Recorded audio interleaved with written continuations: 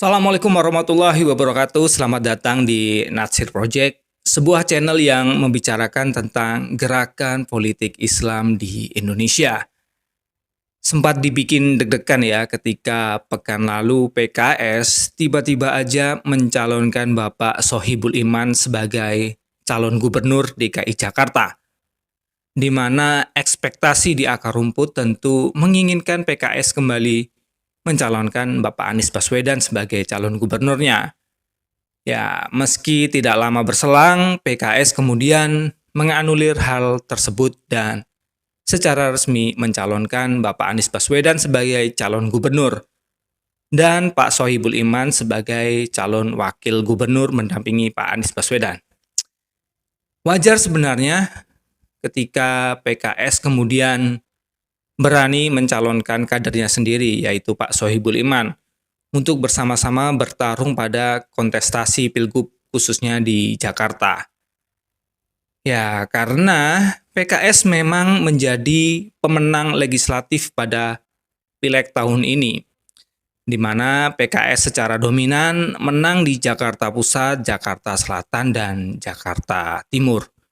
Sementara dua wilayah lainnya, PDIP menang di Jakarta Barat dan Golkar di Kepulauan Seribu. Pak Anies Baswedan ini kan memang sangat identik dengan PKS ya. Baik itu ditinjau tentang kultural, sejarah maupun idealisme. Tapi perlu digarisbawahi, meski lekat dan dekat, namun Pak Anies bukanlah kader PKS. Di mana hal ini menjadi pola yang tidak menguntungkan PKS secara penuh. Kalau kita tarik ke belakang ketika Pilpres kemarin, meski saat itu khalayak mengenal Pak Anies sebagai seorang yang lekat dengan PKS, namun Nasdemlah yang kemudian mendeklarasikan pencalonan Pak Anies untuk pertama kalinya. Dan mulai saat itulah publik memandang bahwa Pak Surya Paloh adalah satu-satunya atau tokoh sentral di balik pencalonan Pak Anies sebagai capres pada saat itu. Dan dalam waktu yang bersamaan, PKS semakin dianggap layer atau lapisan kedua atau bahkan ketiga di belakang PKB yang memang mendapatkan porsi cawapres. Sementara kedudukan ketiga partai ini sebenarnya jika dilihat dari kursi di Senayan tidak jauh berbeda, artinya ketiga partai tersebut punya bargaining yang hampir sama, tapi tidak mendapatkan spotlight yang seimbang. Terutama PKS ya, karena dinilai sebagai pelengkap saja. Padahal kita tahu bahwa Pak Anies Baswedan sangat identik dengan PKS ketimbang Nasdem atau PKB, yang bahkan belum pernah bekerja sama sebelumnya. Nah, hal inilah kemudian yang membuat PKS tidak ingin mengulang kesalahan yang sama di Pilkada tahun ini, di mana PKB bahkan terlebih dahulu mendeklarasikan pencalonan Pak Anies sebagai calon gubernur ketimbang PKS. Dan dalam beberapa hari kemudian setelah PKB mendeklarasikan hal tersebut, benar saja, secara mengejutkan ternyata PKS tidak mencalonkan Pak Anies Baswedan.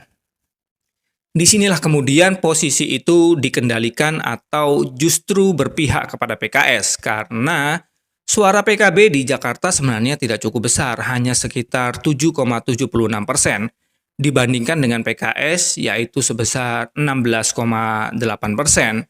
Bahkan dibanding PKB, suara PDIP sebenarnya jauh lebih diperhitungkan, yaitu sebesar 14,1%. Namun PDIP sebagai sebuah partai yang jauh lebih matang dan berpengaruh, mereka saat ini saya rasa masih terus mempertimbangkan segala kemungkinan yang bisa saja terjadi. Meski pada beberapa pekan kebelakang mereka secara terbuka sudah sangat dekat untuk memberikan mandatnya kepada Pak Anies sebagai calon gubernur DKI Jakarta dari PDIP. Nah, momentum deklarasi Cagup dan Cawagup ini sebenarnya sangat tergesa-gesa, di mana PKS secara tersirat sudah mengunci peluang partai-partai lain untuk tidak bernegosiasi demi mendapatkan jatah calon wakil gubernur, di mana sebenarnya PKS tidak bisa sendirian dalam mencalonkan calon dan wakil gubernurnya. Bagaimanapun juga PKS membutuhkan koalisi untuk memenuhi batas 20% pengajuan calon. Meski hal itu bisa dimaklumi karena sekali lagi PKS adalah pemenang legislatif tahun ini. Nah, menurut pandangan saya ini memang permasalahan klasik di luar koalisi Indonesia Maju besutan Pak Jokowi, di mana pada koalisi itu nampak kompak dan strategis karena memiliki kingmaker atau pimpinan koalisi yang disegani atau ditakuti. Tentu kita ingat bagaimana proses gagalnya Partai Demokrat dalam bernegosiasi untuk mendapatkan posisi cawapres dari Pak Anies Baswedan. Karena apa? Ya karena keputusan bukan dari seorang Anies Baswedan, namun dalam prosesnya posisi terkuat justru ada pada setiap partai-partai politik. Dan itu tentu dengan segala kepentingan yang mengikutinya. Pak Anies yang notabene bukan orang partai dan tidak sedang punya kekuasaan, nampak tidak memiliki power untuk mengatur koalisi perubahan.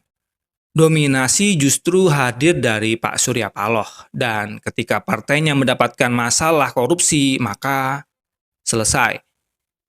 Nasdem tidak banyak bisa bergerak, membantu, karena tersandera secara politik oleh Pak Jokowi. Praktis kemudian hanya PKB dan PKS yang optimal bekerja di koalisi perubahan Pilpres kemarin. Nah, koalisi yang seperti itu memang sangat rapuh, bahkan cenderung tidak satu suara, terutama ketika berhadapan dengan publik. Dan ya harus diakui hal itu adalah salah satu kelemahan dari koalisi perubahan pada Pilpres kemarin. Dalam hal ini, PKS sebenarnya sudah mencoba untuk memberikan solusi pada Pilkada DKI Jakarta. Solusinya adalah Pak Anies Baswedan harus mau masuk atau bergabung menjadi kader PKS. Meski sepertinya ditolak, namun ide ini dinilai cukup bijaksana.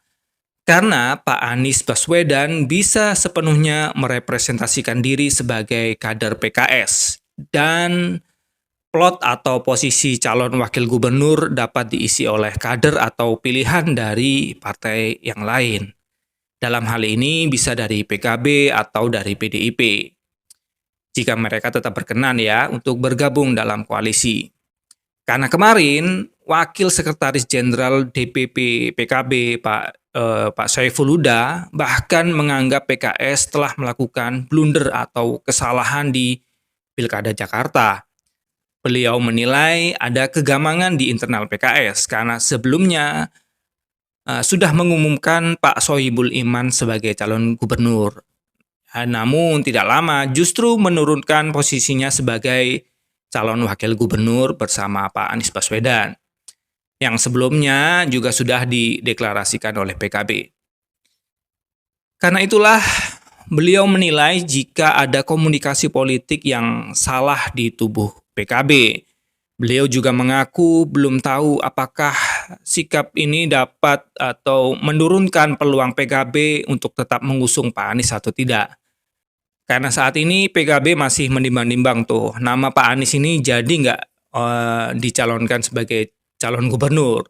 Karena sementara PKB justru masih mensimulasikan dua nama calon gubernur, yaitu Pak Anies atau Ida Fauziah. Sekali lagi, gelaran pilkada kali ini ranahnya memang masih saling tes ombak atau tes suara, dan segala sesuatu masih bisa terjadi. Bahkan PDIP juga pasti mulai memikirkan ulang untuk memajukan kadernya sendiri. Lalu bagaimana dengan Nasdem? Menurut saya karena Nasdem ini masih tersandera secara politik dan hukum, sulit rasanya kita bisa percaya 100% kepada mereka.